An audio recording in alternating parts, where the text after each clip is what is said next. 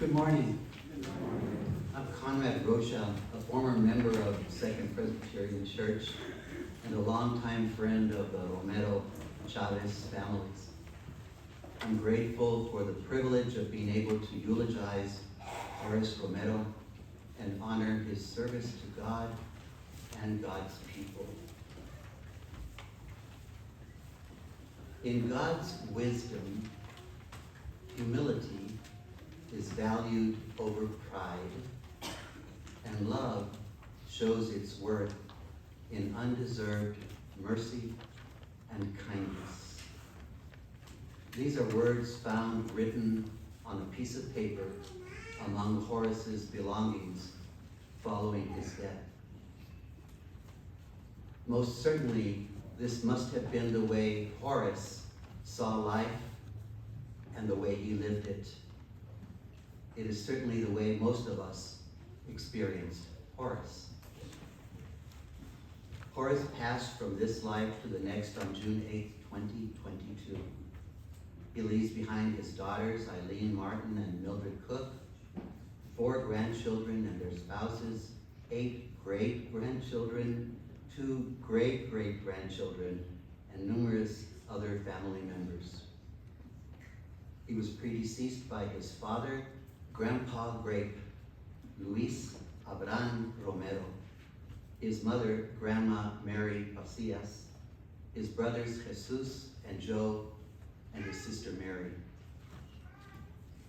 Horace was also predeceased by his grandson, Steve Sandlin, and of course, his beloved wife of almost 75 years, Lydia.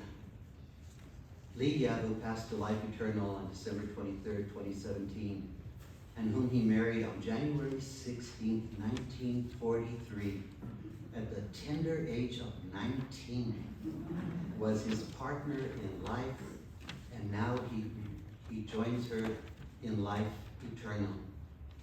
So though they were separated by her earthly death, they can now look forward to celebrating their 80th wedding anniversary together in heaven. For that which is bound on earth most assuredly remains bound in heaven. In his last years and following Lydia's death, he and his daughter Millie shared a household. And during those years, she spent time with Horace hearing stories of his life about which she was unaware.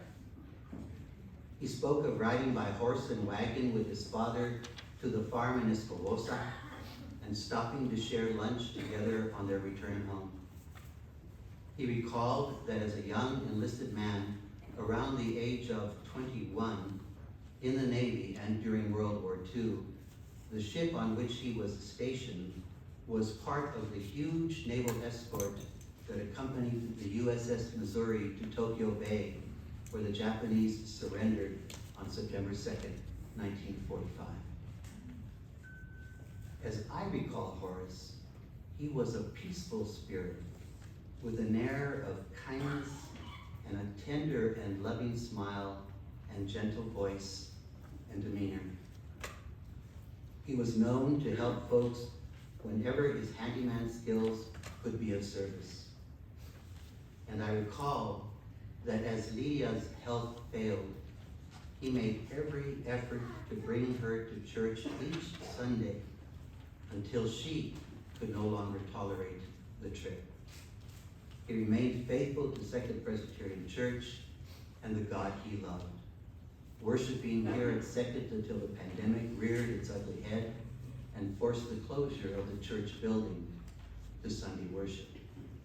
But once the church began holding services at Hart Park on the campus of Manal School, he would attend. But that too became a challenge, and he would lament not being able to join his siblings in the worship of God on Sunday mornings. But I'm sure he was with us all in heart and in spirit.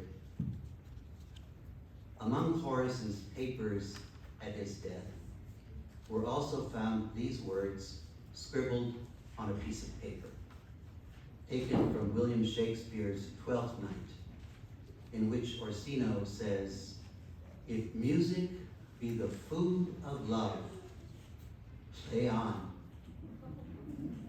Given that, Millie relayed that her dad spent hours in his room listening to music. What was surprising to me was when I learned that he listened to everything from Prince to country music, but always loving his rancheras the most. I can just imagine, and it takes a lot of imagination, of Horace grooving on Purple Rain. All I can say is, rock on, Horace.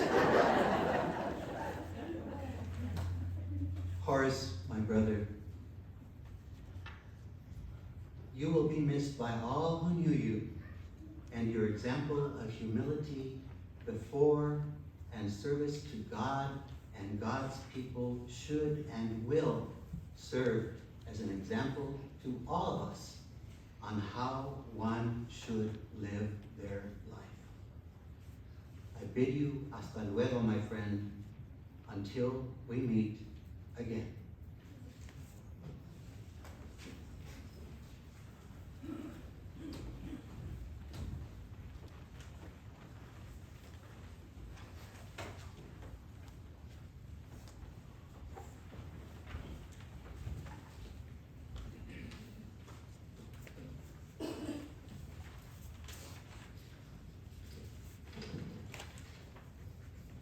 Hi, my name is Zachary Ward. I'm the son of Roy and Jackie and Horace's great-grandson. I'm going to read a poem for you.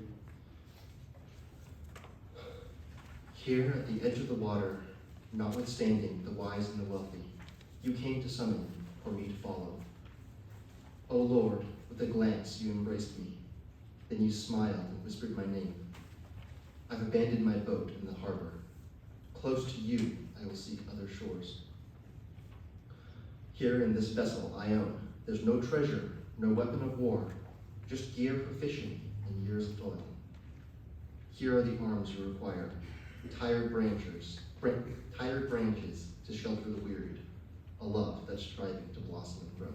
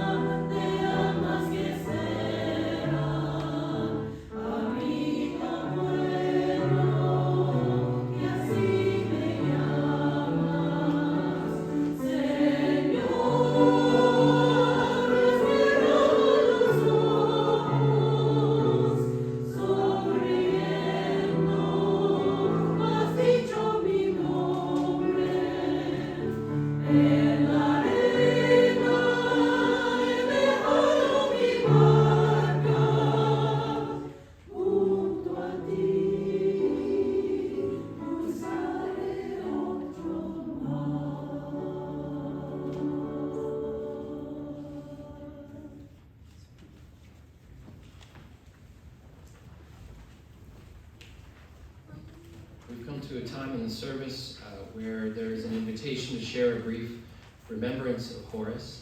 We're going to begin with the family, and then we'll open it up a bit to others.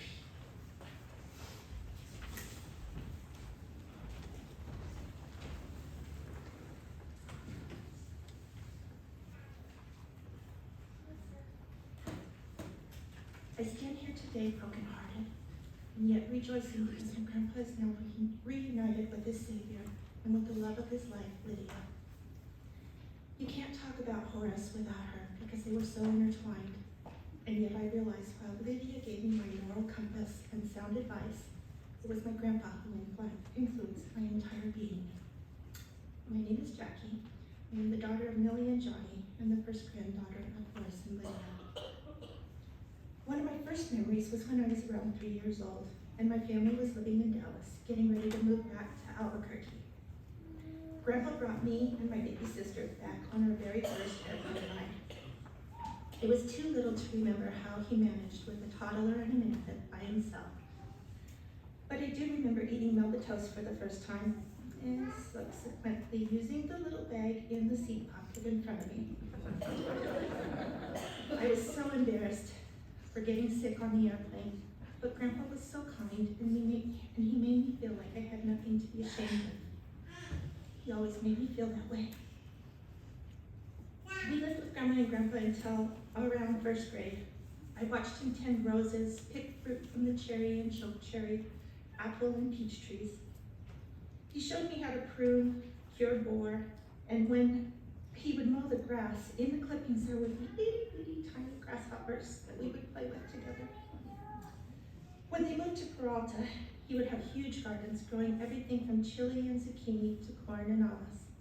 He taught me which weeds we could eat, leafus and verdolagas. I believe this is why I love to garden, because Grandpa showed me how. He was in charge of roasting chili, and I was in charge of washing it in buckets. He taught me that work had to be done, and you just do it. He fixed everything with a prayer, a promise, and duct tape. He was constantly tinkering in his garage and mowing his lawn. I don't remember him ever complaining about it, but I do remember him coming home so tired from working at the grocery store. I would get mad sometimes because he would fall asleep watching Walter Cronkite, and I wanted to watch Allegra, a PBS kids show that came on at the same time. He would wake up if I changed the channel, and I would get to walk barefooted on his tired back so it would crack and pop. I was 4 or 5, and even then I understood. We had to work, and sometimes that work made your back hurt. Adventures with my grandparents in the Winnebago were the best. Trips to Vancouver, California to visit my cousins, and Redwood Forest are times I will never forget. He worked so hard so we could go on these adventures.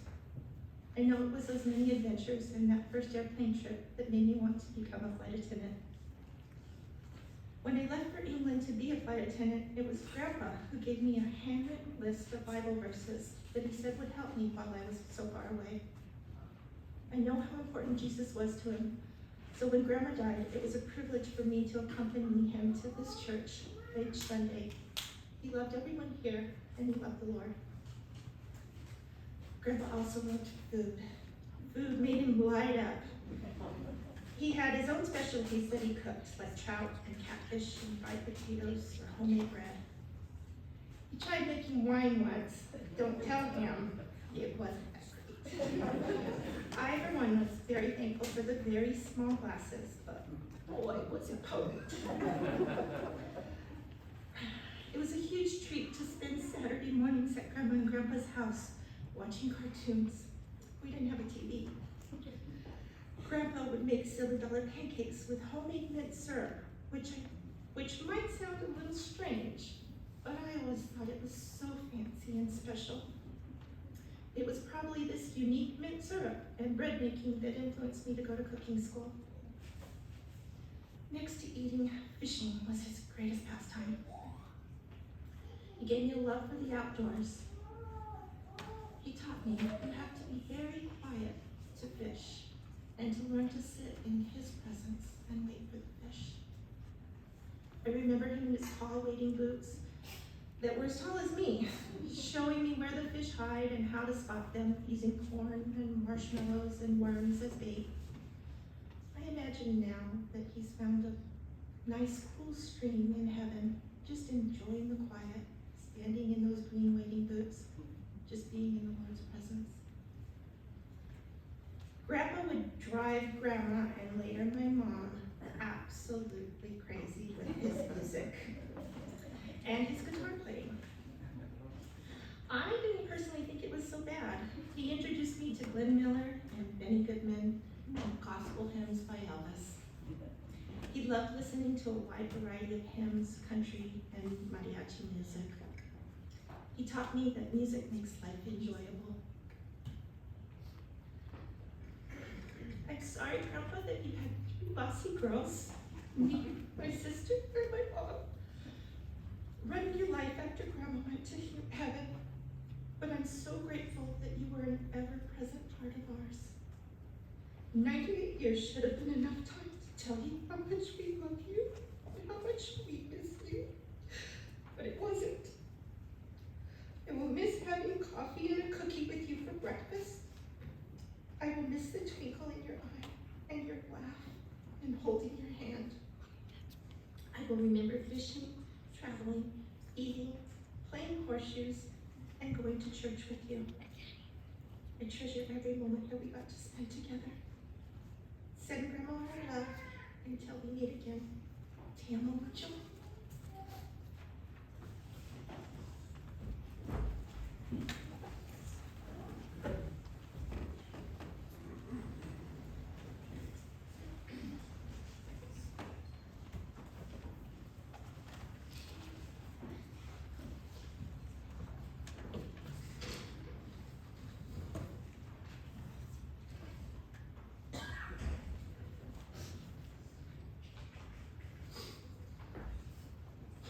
As some of you know, my dad, Roy Ward, regrettably could not be here.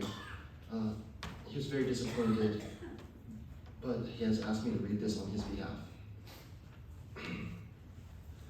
I'm so sorry I can't join you in person to celebrate and honor a great man. Horace was very special and helped me to be a better person, teaching me to work on sprinklers and mowers and well pumps. I enjoyed fun times playing dice and poker and Mexican train, as well as Grandma teaching me to make red chili gravy. It was an honor having Lydia and Horace as my grandparents. One of our last memories together was when we took Horace to play horseshoes, and he beat the pants off me. We will miss you both, and we love you. I can't wait to challenge you to another horseshoe game. Until we meet again, Roy Ward.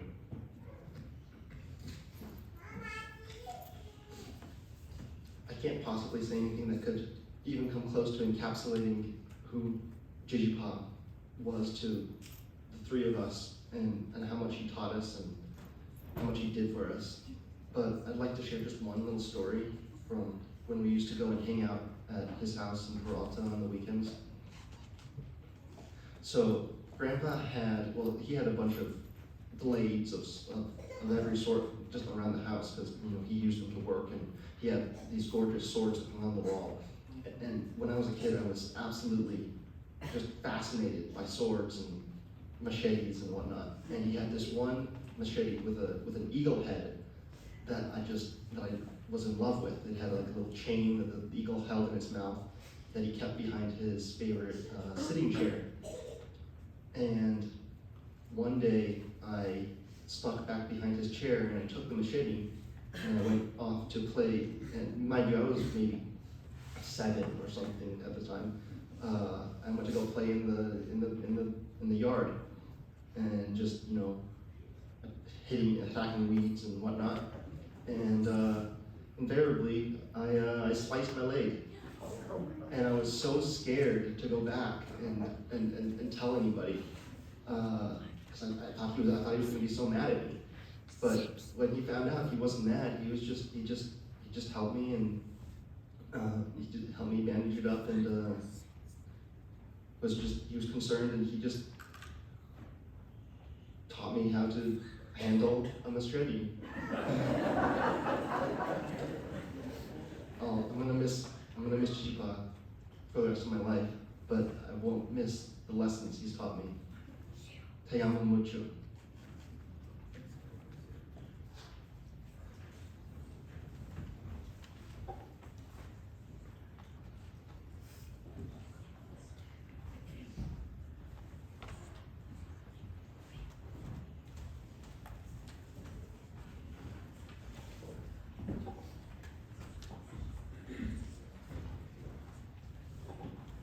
Hello, everyone.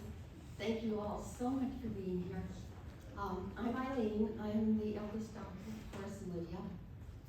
And I personally would like to thank Jackie and Roy, and Mindy and Rob, and Zach and Joshua and Daniel, and especially my sister Millie, who took such good care of our dad.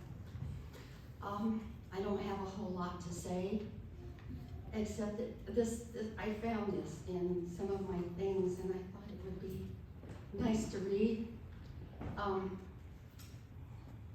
This was written when my dad was in port, when he was overseas, and it was written from San Diego, and it says, "Dear Eileen, I'm sorry, very sorry I hadn't answered your letter.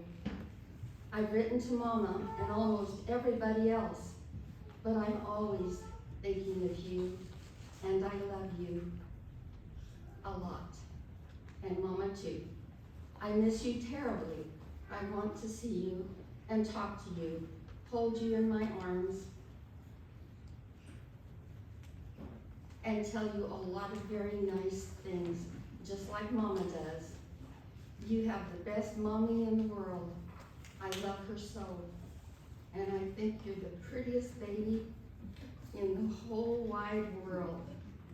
But then I haven't seen you yet, but I know." That was our dad. He was loving, he was kind, and he was absolutely a true gentleman. Thank you.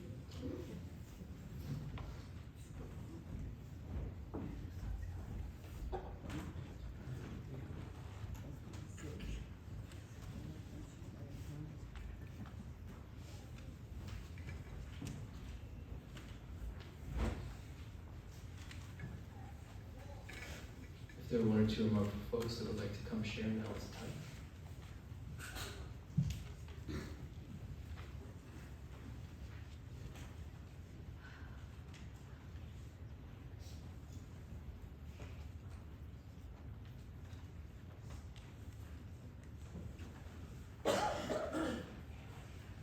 Hello, my name's Juanita.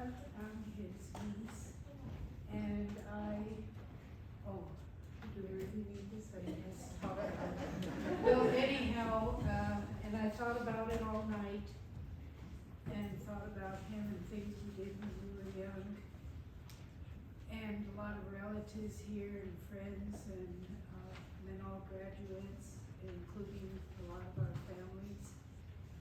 And Uncle was always very nice, and we had fun going to our different homes and picnics and fishing and camping in Jemez, in Penasco, Taos, different places. That's where my mother's family was from, and of course Auntie Lydia, Auntie Daya were there.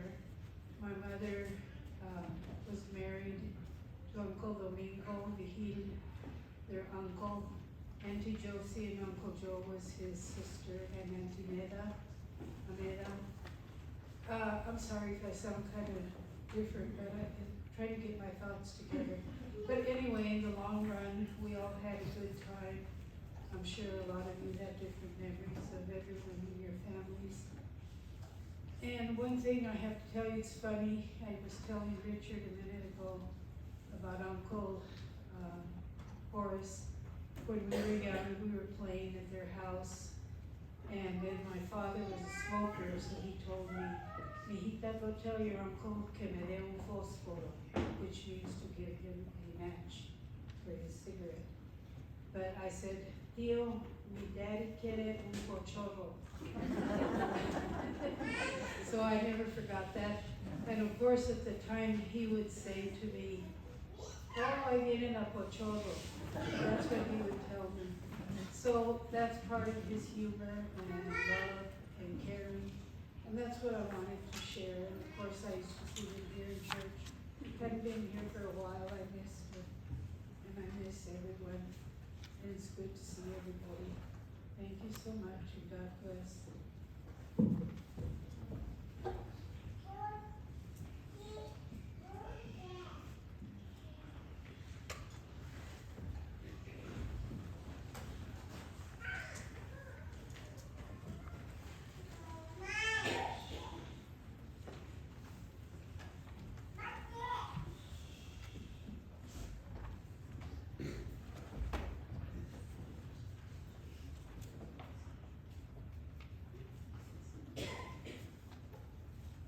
Hello, my name is Daniel Ward. I am the third son of Jackie and Roy, and the great-grandson of Horace Romero. I'm going to be reading a verse for you today, and it's Psalms 23. The Lord is my shepherd, I shall not want. El Señor es mi pastor, nada me faltará. He maketh me lie down in green pastures. He leadeth me beside the still waters.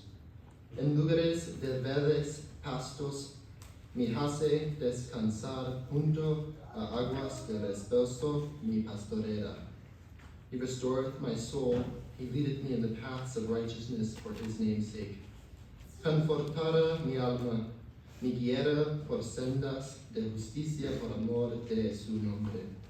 Yea, though I walk through the valley of the shadow of death, I will fear no evil, for thou art with me. Thy rod and thy staff, they comfort me. Aunque pase por el valle de sombra de muerte, no temeré mal alguno, porque te estarás conmigo.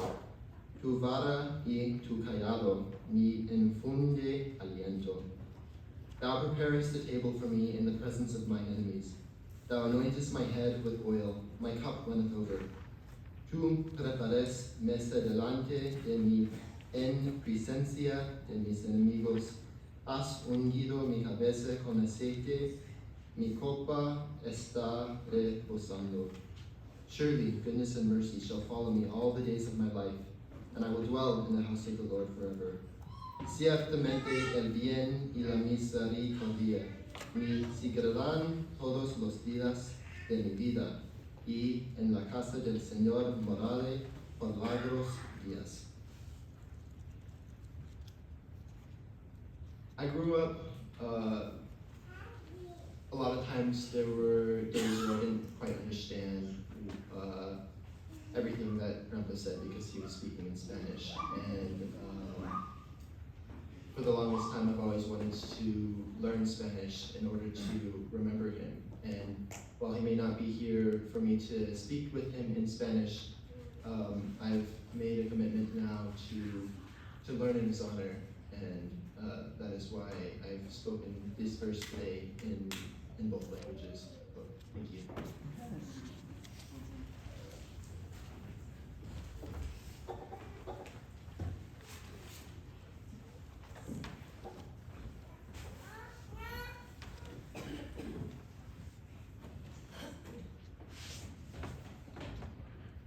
Morning. I'm the middle child. I'm Joshua. I'm going to read a verse for you. It's some words that Grandpa wrote. No? Okay.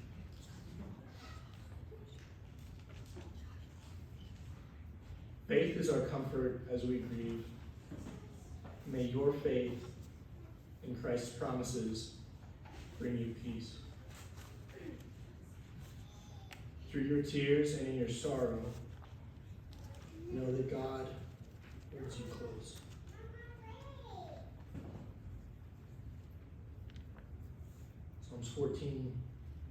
Psalms 46:10. Be still and know that I am God.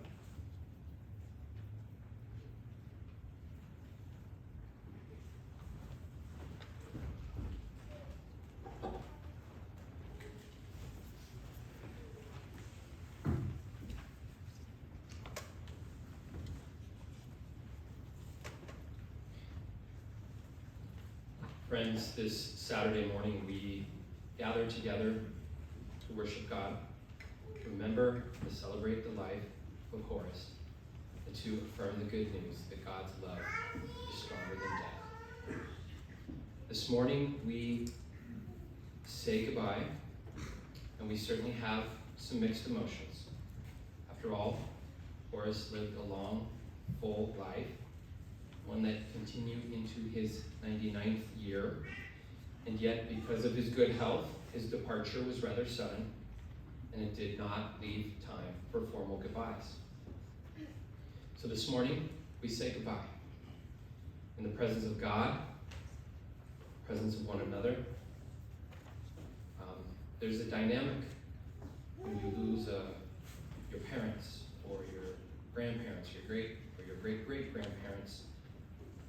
A preacher friend of mine pointedly puts it, when we lose our second parent, the last boundary between us and the universe is gone.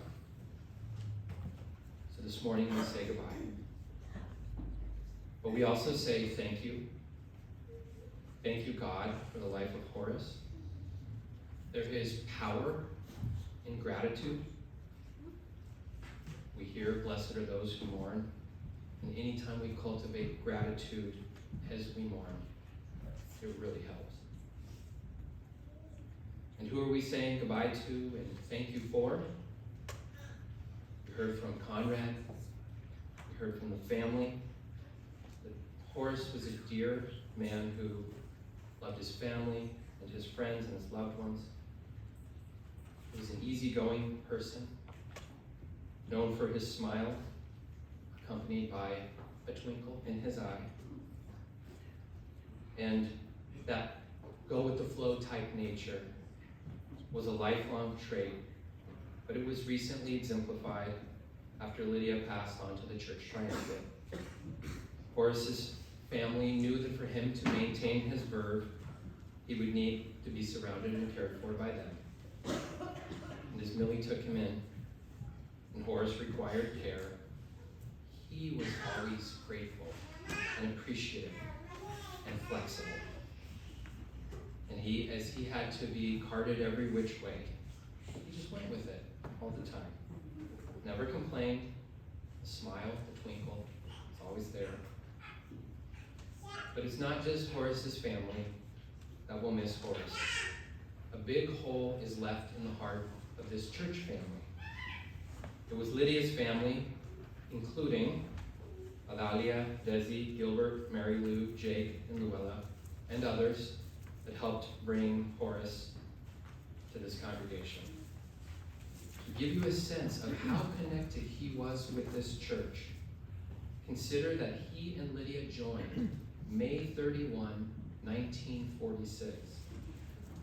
For those present without a calculator, that is 76 years of church membership, spanning 14 U.S. presidents, beginning with Harry S. Truman. On January 1, 1955, Horace was ordained as an elder, and he served in church leadership. We still have a couple of members in this church who remember Horace in the 1950s. He and Lydia were regulars. Talk about faithfulness to a community. They were here virtually every Sunday for so many years. I can testify, because I've been here at least in the last 18 years. And Horace and Lydia, before they passed, they were here every Sunday. But I do remember they were gone one Sunday, and Lydia called me midweek, said, "Aren't you going to check on us?" Hello, we weren't there last Sunday. No big deal, they weren't here.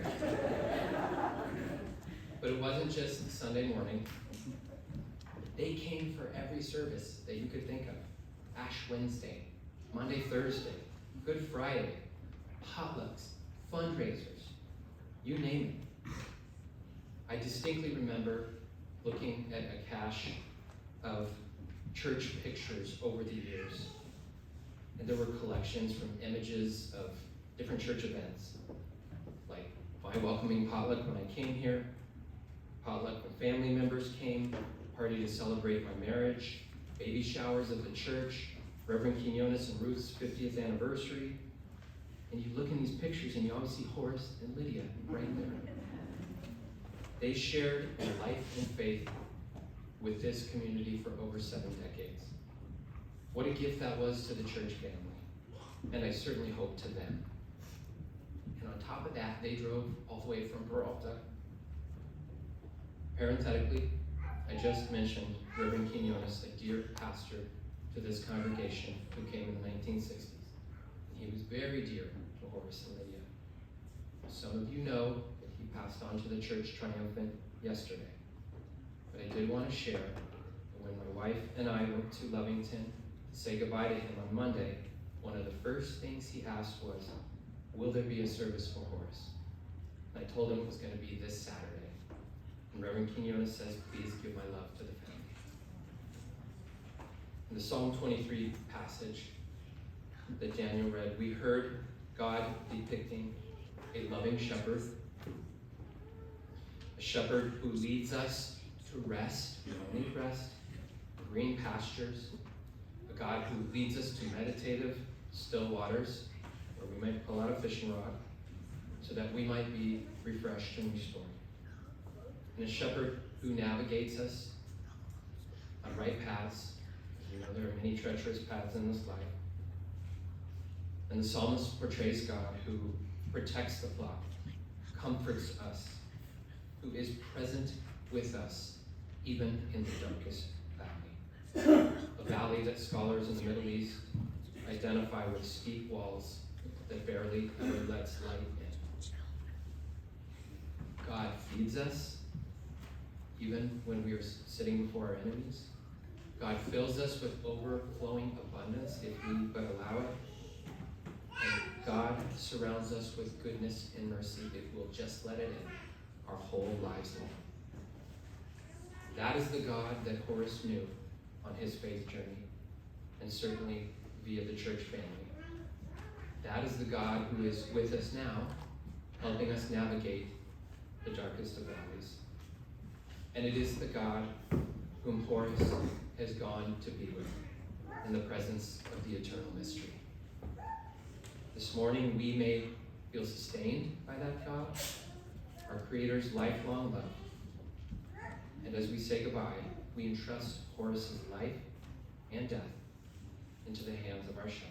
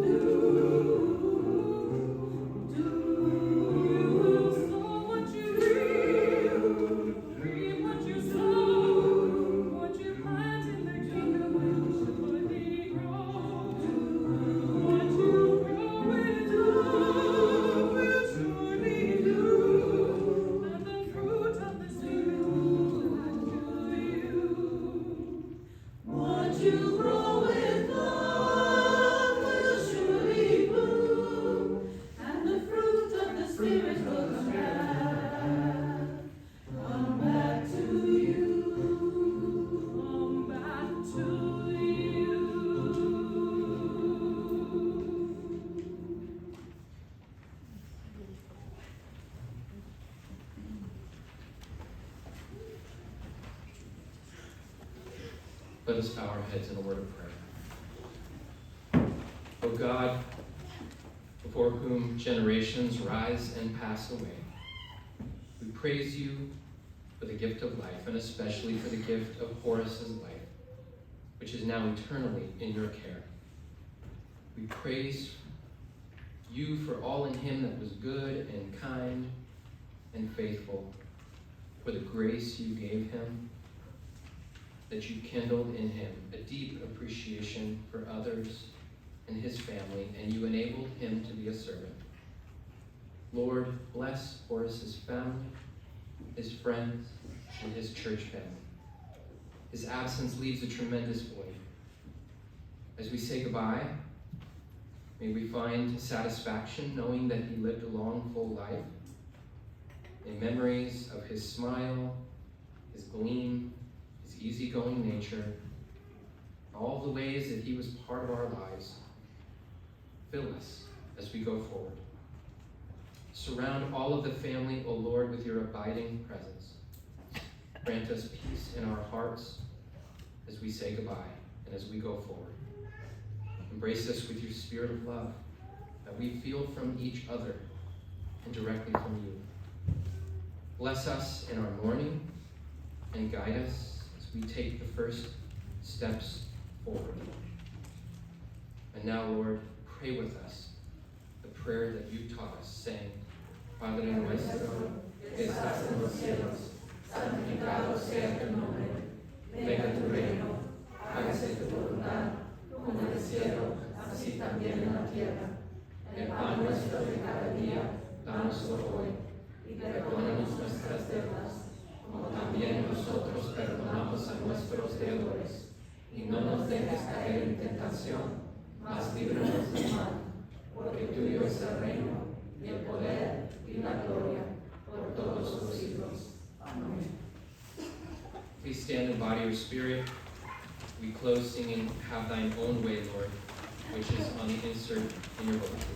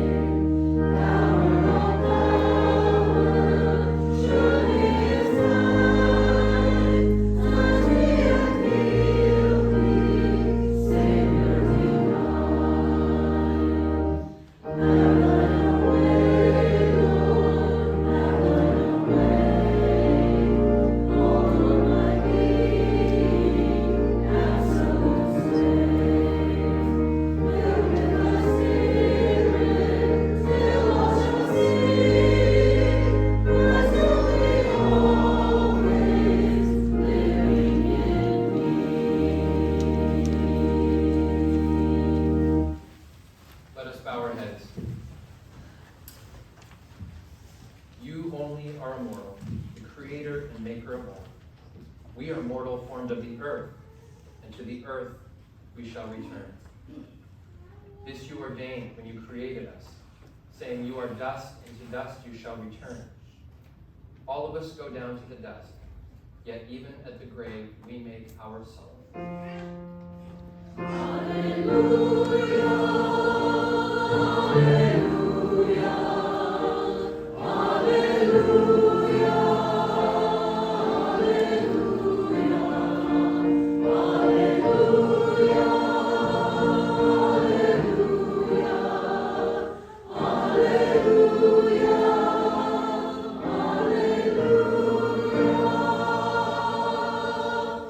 Give rest, O Christ, to your servant with all your saints, for there is neither pain, nor sorrow, nor sighing, but life everlasting. Into your hands, O merciful Savior, we commend your servant Horace. Acknowledge, we humbly pray, a sheep of your own fold, a lamb of your own flock, a child of your own redeeming. Receive him into the arms of your mercy, into the blessed rest of everlasting peace, and into the glorious company of the saints of light. Amen.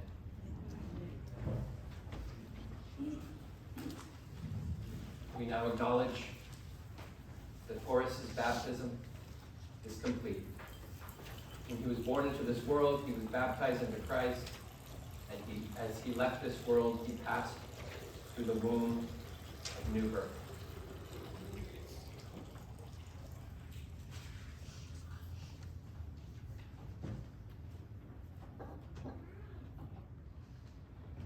As we go out in peace, be filled with love, filled with hope. Y que la gracia de nuestro Señor Jesucristo, el amor abundante de Dios y que la comunión del Espíritu Santo sean con todos nosotros hoy día y siempre. And all God's people say, Amen.